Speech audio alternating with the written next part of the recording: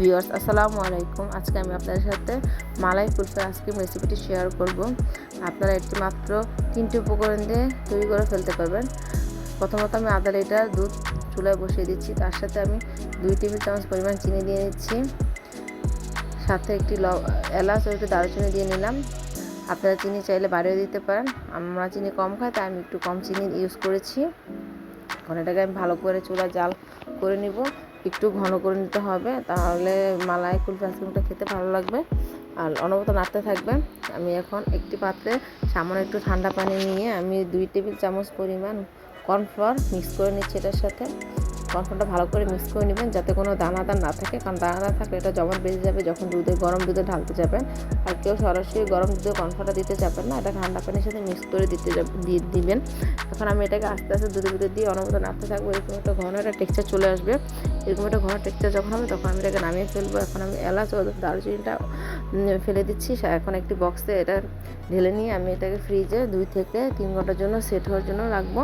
3 ঘন্টা পর আমি আসছি। এখন দেখেন আমার এটা এরকম একটা সামান্য বরফ হয়েছে। এখন এটাকে আমি হ্যান্ড উইক্স দিয়ে ভালো করে মিক্স করে নিব 6 থেকে 7 মিনিটের মতো। এটা যতক্ষণ না পর্যন্ত একটু ঘন টেক্সচার চলে আসে। এই গরমে আপনারা চাইলে বাসায় আইসক্রিমটি বানিয়ে খেতে পারেন।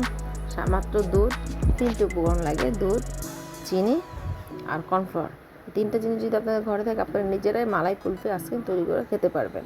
আমি এটাকে অনবরত দেখেন খুব নাড়তে হবে, অনবরত নাড়তে থাকবে। নাড়ার পর আমি একটি আইসক্রিম বক্সে এটাকে ঢেলে নেব সেট হওয়ার জন্য। আপনাদের ঘরে যদি কারো আইসক্রিম বক্স না থাকে তাহলে আপনারা যে কোনো পাত্রে এটা সেট হওয়ার জন্য দিতে পারেন।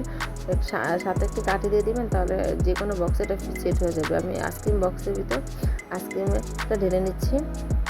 ঢেলে আমি এটাকে ফ্রিজে 6 থেকে 7 ঘন্টার জন্য রেখে দেবো।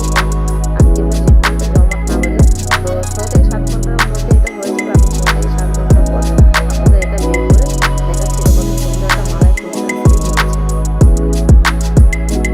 7 ঘন্টা পর আমি আপনাদের দেখাচ্ছি দেখেন কত সুন্দর আইসক্রিমটা জমাট বেঁধেছে। আমি বের করে দেখাচ্ছি মালাই কুলফি আইসক্রিমটা একদম দোকানের মতো পারফেক্ট মালাই কুলফি আইসক্রিম। আমার ভিডিওটি যদি আপনাদের ভালো লেগে থাকে লাইক, কমেন্ট ও শেয়ার করে আমার পাশে থাকবেন।